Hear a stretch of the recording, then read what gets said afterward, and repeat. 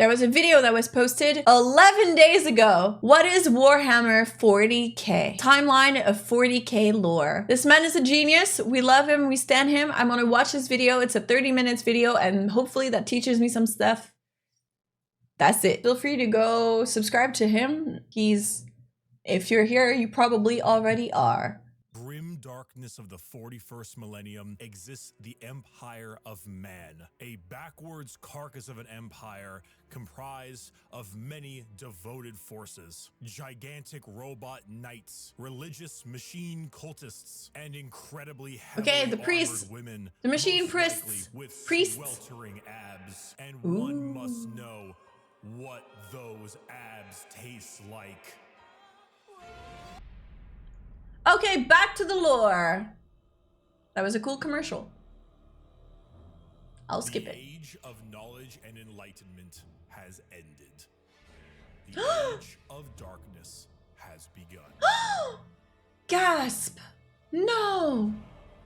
Are chaos a thing? Roughly 60 million years ago, there existed aliens. And these aliens lived short, painful lives. They belonged to radiation-stricken worlds and often died of various cancers before the age of 30. These aliens, the Necron tier, looked up I don't to the remember those stars guys. and found extreme beings of real power. Beings with the ability to create life. The old ones of the galaxy. They asked these old ones for help. Please cure us of our ailments. To which the old ones said, piss off. So the Empire of Mankind's people? Sensible thing. They declared war upon these old beings and were promptly beaten into the dirt back to their short, painful lives. In the world of Warhammer, there is a hell. This aha! Is not that was a space marine in the back. I know things. A place where dead souls end up. This place has many names. The Empyrean, the Sea of that's not confusing. The Materium, and the Ether. But mostly, we just call it the Warp. While you and I do remember the Warp. Hell as a place of horrors and punishment, the Warp isn't really that. Not in the beginning. It's energy. But the kind of energy... The Empire of Mankind dude was connected to the Warp directly, I think. And that's where he got his powers. End up in a place that is impossible he ate to understand. dead souls for breakfast, literally. Like time is merely a suggestion, and it is not something that can be braved easily. The Warp would be like sailing the ocean in a pirate movie. To jump from your ship would be certain death. To stay in the sea for too long on your boat could drive a man mad. And there are many dangerous things lurking in those depths. Yet, the sea is not evil. It simply is. Spooky. Mostly. There are more malevolent beings in those waters. Areas that you do not sail towards. This would be known as the Realm of Chaos. The Realm of Chaos exists in the Warp as a special area led by 3 chaos gods. Khorne, the god of combat, murder. They gave him the name Khorne? With a pile of skulls taken in his name. Tzeentch, god of change. And he didn't add Khorne onto his screen? Confusing paradox of lies, schemes. At least that guy's easy to remember. Nurgle.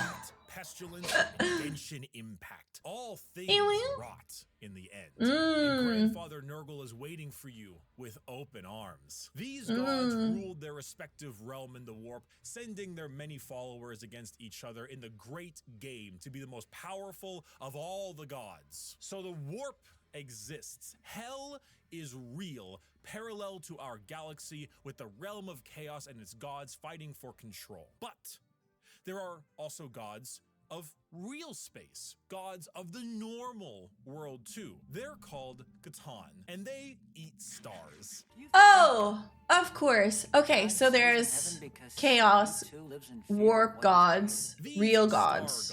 Saw the Catan. Of our poor Necron tier and how the old ones cast them aside and I don't remember any of this. You guys want immortality? Oh, we will make it happen. We are the gods of the tangible, of real space. We can give you a cure. So then they ate all their souls. Oh my god, somebody else eats souls! And turned them into robotic automaton, feasting on their souls and leaving a the robot priests of an intelligence left that is technically immortal. With the power of an entire species' souls, they turned their new robotic slaves on the old ones and hunted them to extinction. The Necron tier, now the soulless, undying Necrons, got their wish at the price of their souls. But we can I knew there number was of kind gods on an amputated hand. With time, the selfish star machine gods priests. turned on each other, fighting one another for more chances I remember of things. glory and power. With this, the leader of the Necrons, Zarek, the Silent King, the man who doomed his species when he accepted this deal, waited, planned, bide his time until he seized the perfect moment and turned his legions of undead citizens That's against not proper the star grammar. gods. Gods cannot be killed, but they can be broken. So Zarek broke I the thought he was star gonna say gods eaten. into thousands of pieces and locked them away in vaults, taking their free will away as they did to them. Man is literally Sealed them Pokemon away. catching gods. Basically Pokemon to be used as weapons in the future. See? It's Pikachu! It's the Void Dragon. Zarek then, with his perfect memory, exiled himself for his sins, flying out to the darkness My of the man. galaxies to atone for what he had done. This entire situation, Who was that again? the genocide Zarek. of the old ones and the rebellion of Zarek will go down in history as the War in Heaven. It is the Very most proud of brutal myself. war I the remembered one galaxy name. has ever seen and ever will see. This was a conflict that took an entire galaxy-spanning species and pitted them against gods that ate stars. The Necrons, Man's got rather bad crippled posture. from, you know, the War in Heaven, decided Okay, to War in devastate Heaven. in gigantic tomb worlds on various planets until the upstart species of the galaxy died out. And So does heaven so it exist turns too? out when you have a war that lasts Is it also tens, the warp?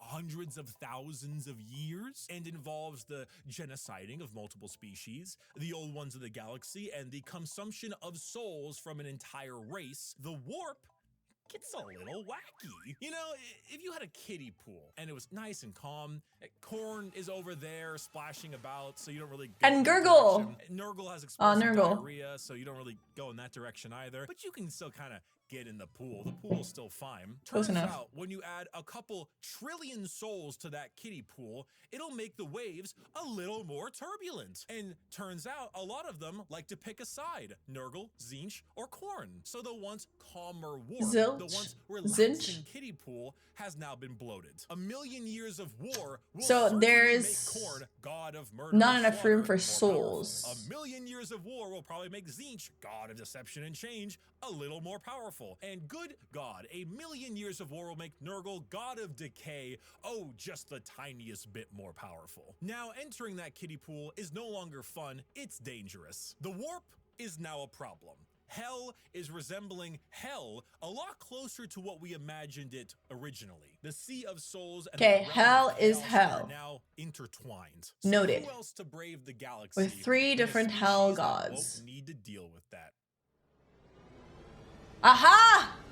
The space elves! The Eldar are space elves. Ah! These are the traits that you probably think of when you think of elves. Tall, slender, pointy ears, bit more androgynous looking, no matter what DeviantArt will tell you, and a bit stronger on the emotional side. The old ones, as I mentioned, could create life. And when they were getting, you know, absolutely bodied by the Catan and the Necrons, they made some new races to try to help them. One of them was the Eldar. It didn't save them, but they're here now anyway. Oh, and also the Orcs, but they're busy right now. There's orcs.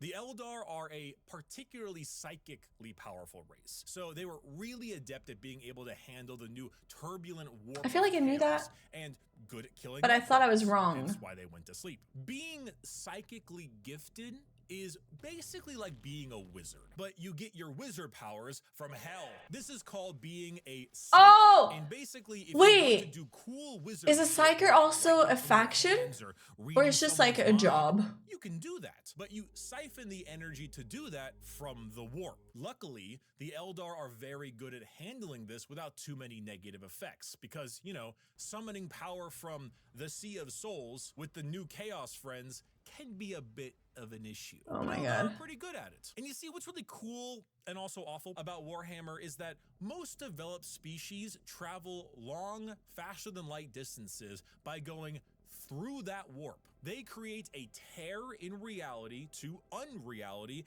and move through it. Faster than light travel? Cringe.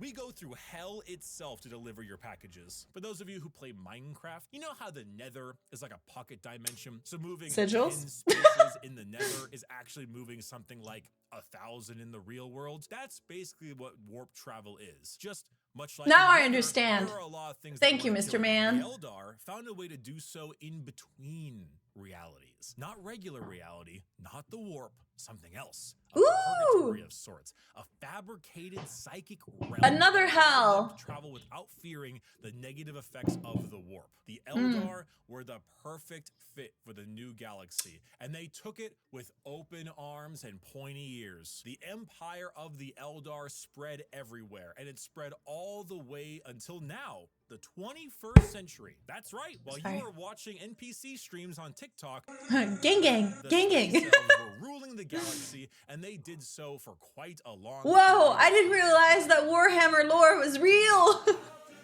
21st Whoa. century came and went. Humanity grew and grew all under the nose That's of the us. elf overlords. Wow. At this time, humans advanced. Your classic sci-fi style way. We began to expand, colonize Nice. our solar system, terraform Pat our pat planet, humans. created new and Until we more got powerful machines multiplied and starships. The and age of became Terra, also known as Space Earth, Marines. we call it Terra here, was here. Or the It other existed guys. between the 21st Can't remember century their names. all the I don't way have to my the notes. 15th millennia. Not much is known about this time. Not much needs to be known. Humanity grew up, sought the stars. It's classic. Emporium. Then came the years between 15,000 and 25,000.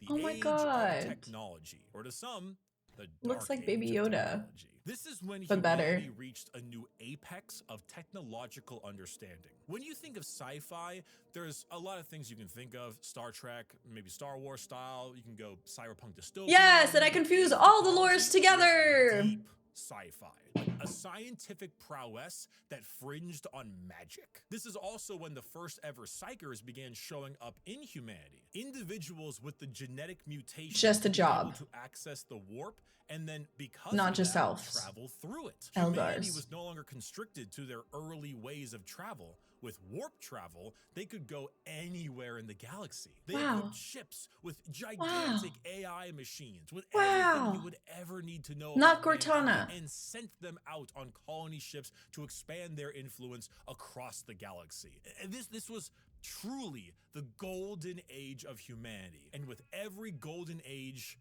there is a fall. While the new human upstarts of the galaxy were reaching new levels of technology and prowess, the Eldar were engaging in debauchery! What happens when a species has everything? You can produce unlimited food. War. Nothing. Your need for farmers and workers, gone. You have dominated the stars and have created a fast travel system that doesn't rely on the dangers of the warp. You have nothing else to do. You have no struggles. Video no games. and feel as if there is nowhere else to go. Well, you begin to experiment. The Eldar started harmless enough. You know, you take a serious interest in your species' culture, your arts, paintings, poems, plays. These are You watch Eldar anime. elves. Remember? Their emotions are heightened, more powerful than us humans. So your plays get louder. They start to push on the limits of your hearing ability. Your music becomes different, more deranged. It pushes the Whoa. boundaries of what is art. The visual spectacle of art becomes more bizarre, more delusional, more eccentric. And let's not forget a very important sense. Touch. Pornography is one thing. Brothels is another. What if they all mixed? What if your brothels were part of your art and music? And what if those became more deranged? The boundaries of debauchery were not just met, but shattered. Next thing you know, murder is commonplace and often mixed with the art, music, and sex. Pain is a common byproduct of entertainment. Well, I just play Whatever video games. sensation you can have must be increased, must be enhanced, And watch anime. must be taken to the limits. The Eldar Empire slipped into a nightmarish realm of debauchery and excess, with the worst of it taking place in a city in the Webway, a black market for these kinds of heinous acts known as Kamara. Some Eldar saw the writing on the wall, saw what was happening to their species and how far they had slipped. So they boarded continent-sized starships called craft worlds and left their empire, seeking a more enlightened, calmer existence among their peers. Some, those in Kamara, pushed it to even greater heights, relishing the pain and torment they inflicted Light on elves those and dark around them. elves. All Got doing it. this, the warp, the yin to the yang of the world, was fed by these emotions, by the psychic power. Okay, so the of warp the also Eldar, by eats the not only souls souls, taken in but these emotions. depraved acts on a galactic scale. And just like that, Eldar ended. Slaanesh, the fourth chaos god, was birthed into existence and consumed the souls of 90% of the Eldar population. How? Those that fled were spared. How the was she worst of it, birthed? and those in the Webway and Kamara were able to stave off the pull of Slaanesh so long as they continued to commit horrid acts of torture and violence. So But for the majority of the Eldar, their empire died with Slaanesh's birth. The new fourth warp chaos gave god, she birth who to thirsts, Slaanesh? the god of unspeakable excess of pleasure, pain, hedonism, and perfection. Man, Warhammer had is been dark. born. With the fall of the Eldar Empire came the ruin of humanity. Slaanesh's birth sent storms in the warp across the galaxy, making travel between star systems impossible. Coupled with a huge classic AI rebellion, as a staple in these sci-fi settings, humanity began to suffer the age of strife. Now, planets that relied on intergalactic travel were completely cut off. Long-range messages normally sent through the warp were snuffed out. If you were a planet that was great at mining stuff but couldn't get food, well, you know that movie about the rugby players in the mountains? Oh, and because of these insane warp storms and fluctuations, psychers began to appear among the human population a bit more often. Now, this initially had them hunted down as witches, because that's pretty common in this setting, but some deemed it right to protect them. Unfortunately for those people, psychers, because they open a gateway to the warp, don't really know how to use their powers well, and they kinda attract demons, who then force their way through the psyker as a conduit of sorts and begin to slaughter the population of your planet. The Age of Strife was a catastrophic period of time for humanity and set back their progress tenfold over the not one, not two, but 5,000 year period. During this time, the age of humanity that we know began to form. Worlds equipped with large mechs for agriculture began to equip That's them with not the weapons one to I defend know. from alien and demonic invaders. Over 5,000 years, this became a custom and tradition, dubbing them as night worlds, a feudal society of honor-bound knights in gigantic robots that uphold the chivalric code to defend their worlds and honor. A group of individuals on Mars, after radioactively bombing their planet to become inhospitable to human life, ran their entire lives underground on the few life support systems keeping them alive. Those technicians who could work Are on the those machines all and keep them factions? operational were revered. Wow, I was And wrong. over 5,000 years, went from skilled members of society to full-blown priests. The cult Mechanicus, or Aha! priests of Mars, formed in the ashes of the Red Planet with a religious fervor and doctrine on the cult of the Machine God. And on Earth, where Cult Mechanicus. Okay, I was wrong with that. waged war across the planet in a Mad Max style of blood and gore, until finally, a mysterious man who lived in the shadows of Terra for millennia finally revealed himself to the populace. His name was the Emperor. He deemed himself the Emperor of mankind. Yes! Where did he come from? I don't know. Why is he 10 feet tall and the most powerful psyker of all of mankind?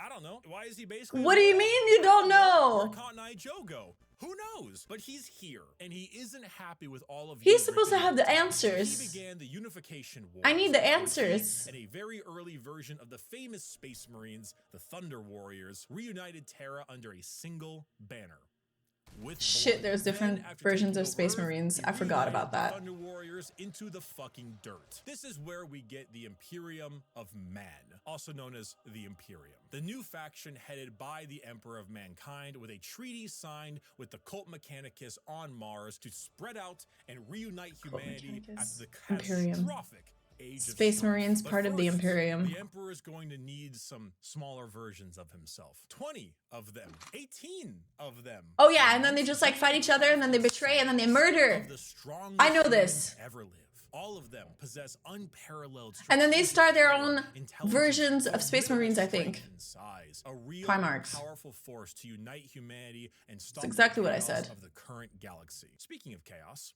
you ever seen that image of that guy? It's like throwing the baby like a basketball. It's about what happened. No. The Chaos Gods intervened and grabbed the 18 Primarch gestation pods and yeeted them across the galaxy. Spending at too a much time whim on the internet. Everywhere they could possibly go. A galactic game of keep away. So the Emperor had to get them back. So begins the Great Crusade, a crusade across the stars to reunite not just humanity, but the Emperor with his fallen sons. The first to be found was Horus, one of the strongest and most noble sons. The Emperor carried with him a legion of newly crafted warriors with genetic material made from their Primarch father. These are the So when you newly play made the game- Space Marines. For Horus, his were the Luna Wolves. And as the Emperor continued Do you on play his great crusade, he found the more 18 and more of his factions sons, that reuniting them his with their sons, or do you individual also Space play Marine legions. the Leader Eldars Rex, and stuff like the that? cunning hunter with the Space Wolves. Rogel Space Dorn, Wolves. the Phalanx with the Imperial Fists. Angron, the Barbarian. My God, was I the wrong with my very angry factions? With his World Eaters. Fulgrim, the Perfect with his Emperor's Children. And Jagatai Khan, the Swift, the Stoic, and his White Scars. I Those were just can some of see the a resemblance 18, with somebody and one else. by one, his lost Primarch I understand sons where returned the to him, and their Space Marine legions returned to them. The inspiration Great came from. Crusade saw humanity once again reconquer the stars, returning worlds of Starts with humanity gang. back to the Imperium and Ends killing with any Gis. and all who stood against their noble crusade. But in the years of the 31st millennia, Okay, so I remember treachery would Caesar. break this all apart. Horus Heresy! I've seen this too! Horus, the Emperor's most beloved and favored son, But I don't remember named anything about War it. Master for the Crusade, succumbed to the power of chaos. ADHD! and issues, all because of that bastard Erebus. Yo, fuck Erebus. Slowly, Horus would become corrupted, turning the Emperor's sons against him. This begins the most pivotal moment in our story, and the one that has like 50 books written about it, the Horus Heresy. 9 of the 18 Primarchs turned against the Emperor, and the following years were a bloody battle for the throne of Terra. The Emperor originally was working on a special webway project, just like the Eldar, to make faster-than-light travel significantly easier and safer. Really improve humanity to allow them to conquer the stars without the risk of the warp. Well, this big red idiot named Magnus kind of blew a hole into that, literally and figuratively. So Big E over there is stuck on a gigantic golden throne, holding back the oncoming rush of demons and power. Isn't he fed by blood or souls or something like that? For people who are sailing in the warp to help them navigate. The Horus Heresy saw many loyalist and traitor legions pitted against each other in a bloody war until it reached Terra itself. Horus, unable to break through the lines and with time running out, made a gambit and opened his ship up to be boarded. The Emperor took this challenge, quickly allowing someone else to take control of the throne as he teleported his way onto Horus's flagship, the Vengeful Spirit. The Emperor, unable to truly kill his most beloved son, changed his mind right quick when Horus strangled the life out of his other son, Sanguinius. Oh no! I'm sure you've seen this image at some point. The Emperor then said, "I'm not gonna sugarcoat it," and proceeded to psychically blast Horus into complete oblivion, killing not only his body, but also his soul.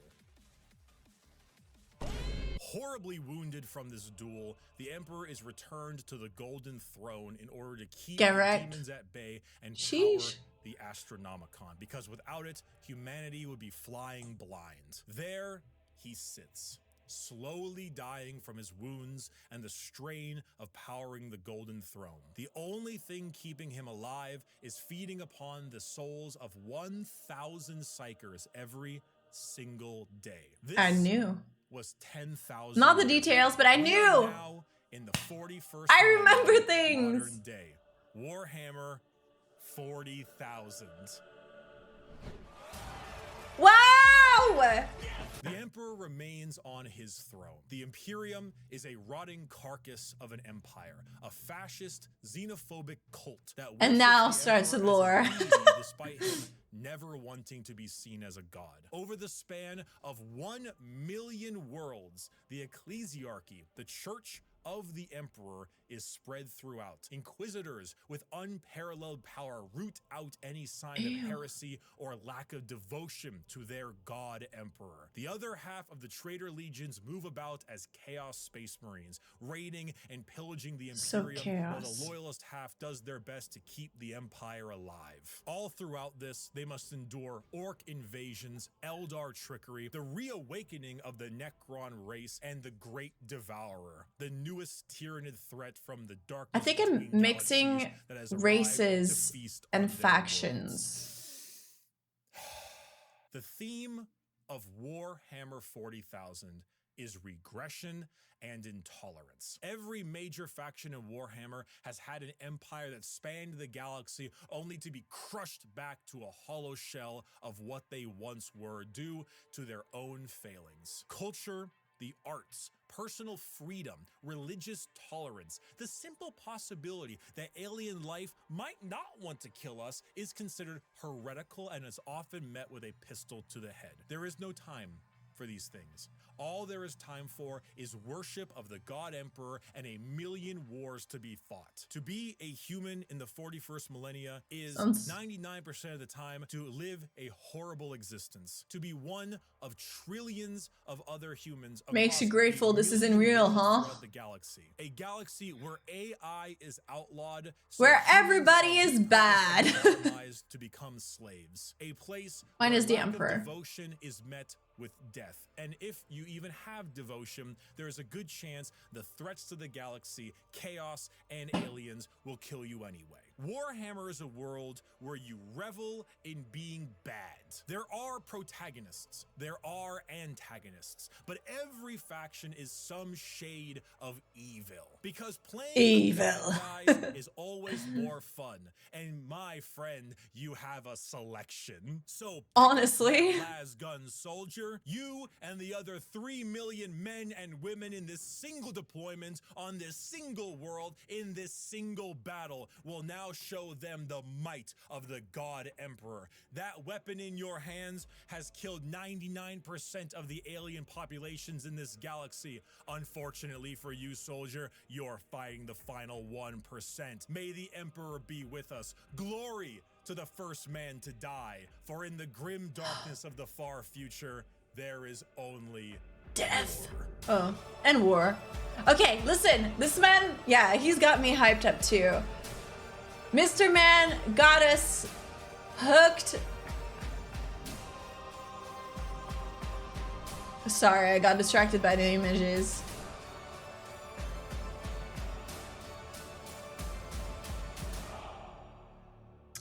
I appreciate the video.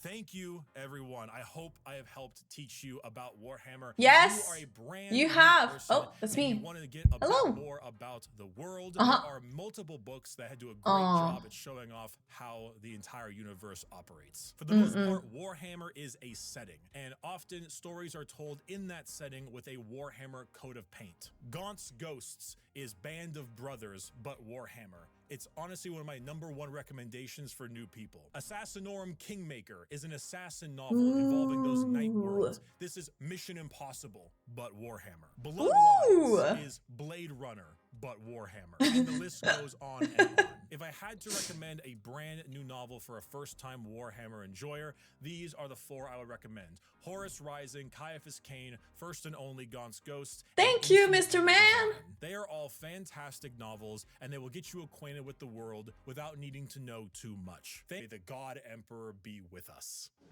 and with you. Okay, that was awesome. I actually learned a lot, and I think I've retained a lot more than I thought I did, which is good news. I think I'm doing pretty good with the lore, considering that I haven't watched a video about Warhammer in about at least a month. Which video should I watch next? I actually really enjoyed that. Ooh, you know what I want to rewatch? I want to rewatch, what was the name of that, the short that was made by a guy by himself? All the editing, all the art and everything was made by one guy. There was 6 parts, I think, to that. Anyways, I've watched it once. I want to rewatch it. Maybe I'll do that in the future. Nice. Thanks for watching. Don't forget to like, comment, subscribe, ding, ding, things and that. And we'll watch more in the future.